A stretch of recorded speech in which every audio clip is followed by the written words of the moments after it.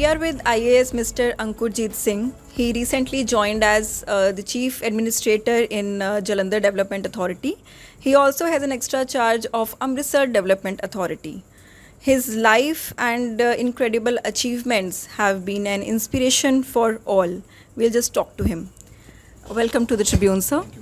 Sir सबसे पहले तो आपकी चाइल्डहुड के बारे में जानना चाहेंगे, कैसा था आपका चाइल्डहुड और पहली बार कब लगा कि एक विजुअल चैलेंज अपनी लाइफ में, उसके बारे में बताएं.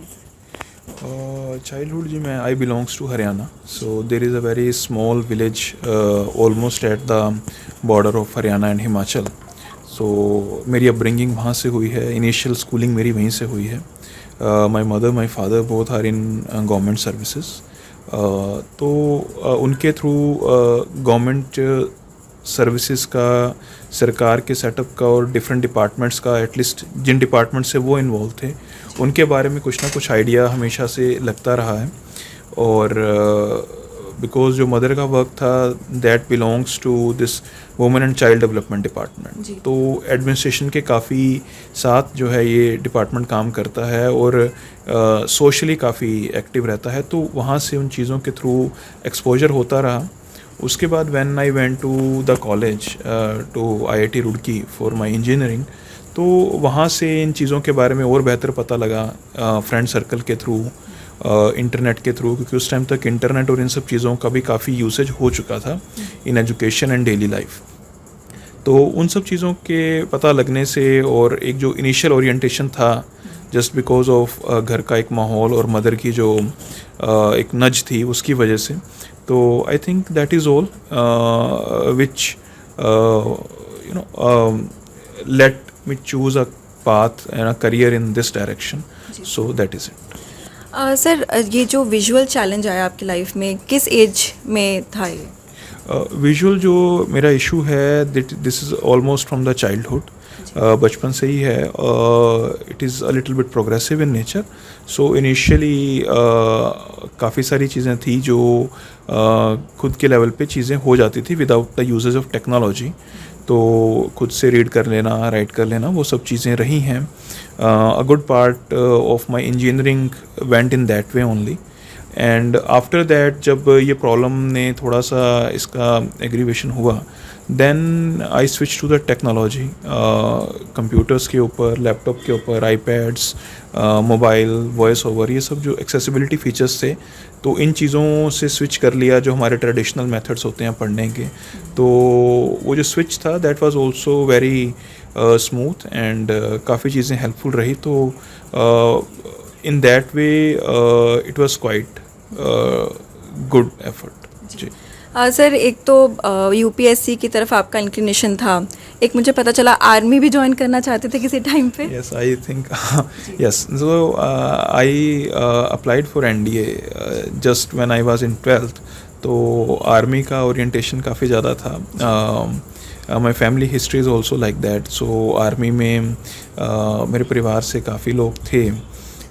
मेरे खुद के ताया जी जो थे वो आर्मी में थे और he passed away in the army only, killed in action. So वो एक घर में आर्मी को लेके एक रिस्पेक्ट और एक रुझान हमेशा से था. तो मैंने अप्लाई किया था NDA along with my all other friends, but eventually then family and my father specifically he convinced me कि you might able to clear the entrance examination, but there are physical criterias, medical criterias which you have to clear off, and those might be challenging. So these were the words of my father. So he convinced me in a very polite manner कि we can explore other options also. Sir army में आपका interest रहा तो क्योंकि आप, मुझे ऐसा लगता है कि चैलेंजेस आपने बहुत अच्छे से हर चैलेंज को अपनाया है. एडवेंचर भी कभी आपका इस तरफ भी कभी रहा है कि आप एडवेंचरस स्पोर्ट्स और आपका इंटरेस्ट? हमारा जो कॉलेज था that was IIT Roorkee. So it is in the Uttarakhand. very near to Rishikesh and all. So all those areas, they are quite famous for the adventurous activities, whether it is rafting, cliff jumping or bungee jumping. So इस तरीके की चीज़ों का वहाँ पे specially when you are in college, तो आपका जो फ्रेंड सर्कल होता है उनको इन चीज़ों का रहता है कि मतलब एज अ यूथ आप ये चीज़ें बहुत एक्सप्लोर करते हो. तो definitely I like those activities and it felt you very empowered. So yes, I have a little bit inclination toward these kind of activities also. Okay sir. और sir क्या क्या इंटरेस्ट रहे हैं आपके? इसके अलावा तो मेनली रीडिंग, बुक्स पढ़ना. अभी जैसे इंटरनेट आ गया तो बहुत सारी चीज़ों की आपको नॉलेज मिल जाती है. इट इज़ नॉट ट्रेडिशनली कि आपको बुक्स के ऊपर रिलाई करना है. So internet surfing is another good option. Then teaching, I am also very fond of the teaching.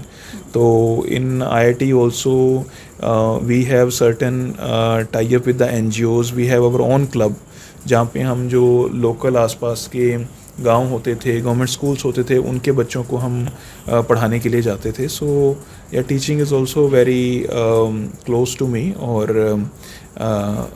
या दिस इज इट. ट्रैवलिंग का भी आपको रहा है? यस, ट्रैवलिंग का भी रहा है. और ट्रैवलिंग का तो आई थिंक हर किसी को होता ही है, to explore new areas, to explore new people, नई जगहों के बारे में जानना, उनको समझना.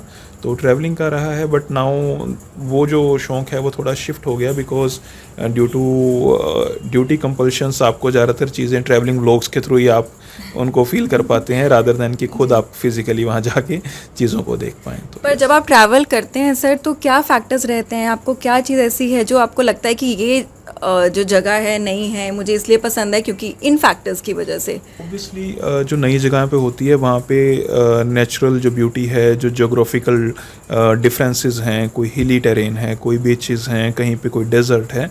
सो दैट जोग्राफी तो always is the key criteria.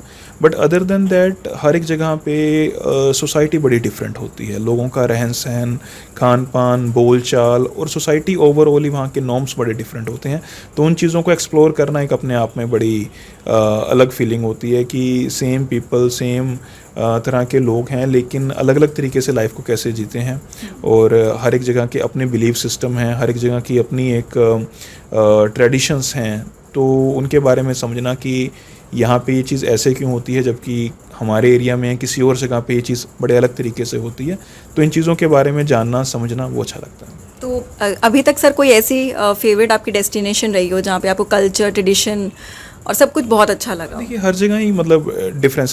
Travelling में कल्चर, नए तरह का पता लगना ही अपने आप में एक इंटरेस्टिंग चीज़ है. आप उनको रेट नहीं उस तरीके से करते बिकॉज हर एक जगह के जो अपना तरीका है. कहीं पे लोगों के खाने में वो चीज़ें हैं जो ऑब्वियसली जो वहाँ की लोकली ग्रोन होंगी, ठीक है, तो आप उनको वहाँ जाके एंजॉय कर सकते हैं. हो सकता है कि the same thing you won't be able to find और not be able to digest in the other places. तो that is it. So I think हर एक जगह की एक अपनी ब्यूटी होती है, अपनी एक अपना हर एक जगह का एक आप कह सकते हैं कि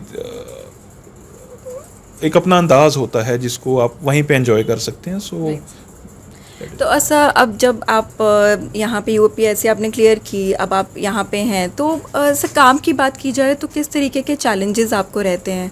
मीटिंग्स लेना हो या फिर फाइल्स के साथ डील करना हो, किस किस तरीके के चैलेंजेस हैं और आपको किस तरीके से ओवरकम करते हैं? सो एडमिनिस्ट्रेशन में सबसे पहली चीज़ तो ये है कि यहाँ पे कोई एक सेट काइंड ऑफ काम नहीं होता. मतलब यहाँ पे आपको n नंबर ऑफ़ चीज़ों के साथ साइमल्टेनियसली डील करना पड़ता है. Right now I am still in a department, ये फिर भी एक housing and urban development authority है. तो यहाँ पे काम जो है वो काफ़ी हद तक बाउंड्स बिटवीन द लिमिटेशंस हैं कि हमें यही चीज़ें करनी है. बट अगर मैं बात करूँ एडमिनिस्ट्रेशन में, when I was SDM, when I was ADC और कमिश्नर कॉरपोरेशन, तो वहाँ पे आपके पास वैरायटी ऑफ वर्क बहुत ज़्यादा होता है. आपके पास हर तरह के इश्यूज़ आएंगे. जैसे अभी आप बात करते हैं स्टबल बर्निंग या और चीज़ों को लेके, तो वहाँ पे एग्रीकल्चर भी आपके पास होगा, एजुकेशन भी होगा, हेल्थ भी होगा. तो वो जो डाइवर्सिटी होती है वो अपने आप में किसी के लिए भी वो एक चैलेंजिंग चीज़ होगी. Interesting without any doubt, but साथ में चैलेंजिंग होगी बिकॉज आपको हर चीज़ के बारे में पता होना चाहिए. आपको उनके निटी-ग्रिटीज़ में जाके जो इश्यूज़ हैं उनको रिजॉल्व करना है. तो yes, that is one I would say challenge. At the same time is very interesting thing to do.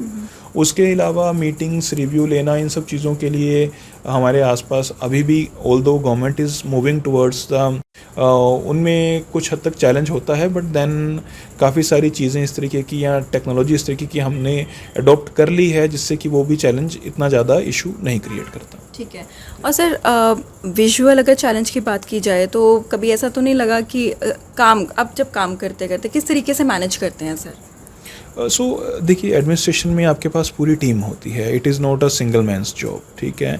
आप विजुअली इम्पेयर्ड हैं या नहीं, या आप किसी तरीके की आप चैलेंज हैं या नहीं, उससे बहुत ज़्यादा फ़र्क नहीं पड़ता, बिकॉज यहाँ पे कोई भी एक व्यक्ति अकेली चीज़ें नहीं कर सकता। It is a team effort. Government in itself is a association of so many things, तो every office is in that manner. तो जहाँ पे भी आपके पास इतने सारे लोग होंगे, टीम होंगे, मेरे एसीए साहब मेरे साथ बैठे हुए हैं and we have a good staff over here, तो सब जब एज अ टीम काम करते हैं तो इट इज़ नॉट लाइक कि मुझे सभी चीज़ें पता होंगी या इनको सभी चीज़ें पता होंगी। तो एन नंबर ऑफ पर्सन्स के पास से जब वो चीज़ निकलेगी, डिस्कशन होगी, तो ऑटोमेटिकली आप सही डायरेक्शन में चीज़ें मूव करने में सक्सेसफुल हो जाते हैं।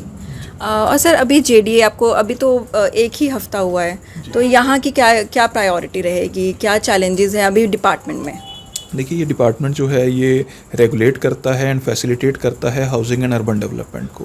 तो राइट नाउ जेडीए और एडीए ये दोनों मिला के तकरीबन 7 डिस्ट्रिक्ट्स ऑफ पंजाब जो है इनको कवर कर रहे हैं। तो उसके अंदर गवर्नमेंट की अलग अलग यहाँ पे इस टाइम डिपार्टमेंट की अलग अलग प्रायोरिटीज़ हैं। Auction is also one very important priorities कि हमारे पास जो लैंड्स हैं उनको हम कमर्शियली एक्सप्लॉयट करके गवर्नमेंट को जो फैसिलिटेट करें, that is also one thing. उसके अलावा लोगों को अफोर्डेबल हाउसिंग मिले, हर कोई जो अपना घर बनाना चाहते हैं उसके लिए हम डिफरेंट ग्रुप हाउसिंग सोसाइटीज़, उनके जो केसेस हैं या जो कॉलोनीज़ हैं उनको फैसिलिटेट करें ताकि उनमें शॉर्टेस्ट टाइम स्पैन में उनको अप्रूवल्स मिल जाएं और वो लोगों को जो सर्विस डिलीवरी है वो कर पाएँ। उसके अलावा यहाँ पे जो लोग हैं वो हमसे डायरेक्टली भी सर्विस उनकी लिंकेज रहता है, because as a development authority काफ़ी सारी प्रॉपर्टीज़, काफ़ी सारे अर्बन एस्टेट अथॉरिटी की तरफ से डेवलप किए गए हैं। तो उनके अंदर जो सर्विसेज हैं, वेदर एनओसी या परमिशन टू सेल या कंप्लीशन या एन नंबर ऑफ थिंग्स, इस तरीके की टोटल 27-28 सर्विसेज हैं, तो वो भी हम प्रोवाइड कराते हैं। तो ओवरऑल ये है। उसके अलावा कोई भी गवर्नमेंट का नया प्रोजेक्ट आता है जिसके लिए लैंड रिक्वायर्ड हो, तो सबसे पहले जो है पूडा या अर्बन डेवलपमेंट जो डिपार्टमेंट है, इन्हीं के ऑप्शन एक्सप्लोर किए जाते हैं कि कहाँ कहाँ पे हमारे पास गवर्नमेंट के लैंड हैं जिनको कि हम उन अप्रोप्रिएट काम्स के लिए यूज़ कर सकते हैं। जैसे अभी रिसेंटली जब मैं पठानकोट में था तो from ADC point of view I can tell you, हमने एसटीपी एस्टेब्लिश करने थे in nearby municipal committee, तो उसके लिए हमने पूडा से टाई अप करके उनसे ही हमने लैंड जो है ट्रांसफ़र करवाया था। सो इस तरह की चीज़ें जो हैं ये भी हमारे काम का एक अहम हिस्सा है। जी सर, अभी जेडीए से रिलेटेड नहीं, लेकिन क्योंकि आप एसडीएम पटियाला भी रहे हैं और पठानकोट में भी रहे हैं, स्टबल बर्निंग आजकल एक बहुत ही इशू चल रहा है। किस तरीके का चैलेंज आप देखते हैं, क्योंकि हर साल ही स्टबल बर्न को जो मैनेज करना एक चैलेंज रहता है गवर्नमेंट के लिए और एडमिनिस्ट्रेशन के लिए, आपने किस तरीके के चैलेंजेस देखे हैं? स्टबल बर्निंग में गवर्नमेंट की तरफ से एक बड़ा कॉम्प्रिहेंसिव प्लान बनता है, क्योंकि स्टबल बर्निंग जो है उसके कुछ कारण हैं। स्टबल बर्निंग के जो रीजंस हैं उनको समझना और उनके ऊपर रोकथाम लगाना, ये सबसे बड़ा चैलेंजिंग काम है। और over a period of last 5-6 years इस चीज़ों के ऊपर बड़ी गहनता से जो सोचा गया है और उसके ऊपर काम भी किया गया है। फार्मर्स को फैसिलिटेट करना ताकि उनके पास वो रिक्वायर्ड मशीनरी हो जिससे कि स्टबल की जनरेशन कम हो, या जो स्टबल जनरेट हुआ है उसको हम ऑटोमेटिकली जब हमारी हार्वेस्टिंग होती है तभी हम उसको मैनेज कर लें। तो one aspect is that. Then another aspect कि लोगों को, फार्मर्स को मोटिवेट करना कि स्टबल बर्निंग को मत कीजिए, उसके जो इल इफ़ेक्ट हैं उनसे उनको अवेयर करना और एक उसको सोशल मूवमेंट बनाना। तो कोई भी सोशल मूवमेंट जो होता है उसको बनाना इज़ अनदर बिग चैलेंज। तो लोगों को मोबिलाइज़ कराना एक ऐसी चीज़ के लिए जो कि बहुत ज़्यादा प्रेवलेंट है, तो that is another big challenge. But in चीज़ों के ऊपर काम करते हुए हमने देखा कि लोगों को अगर आप कन्विंस करते हैं और आप उनको फैसिलिटेट भी करते हैं at the same time, to do a certain thing and to avoid certain thing. तो वो चीज़ में हमें लर्निंग भी बहुत अच्छी हुई और हमें ये समझे कि सोसाइटी कैसे किसी एक आइडिया को अडॉप्ट करने में सक्षम भी है। जी, Thank you so much. This is Akanksha and Bharadwaj with Sarabjit Singh for the Tribune.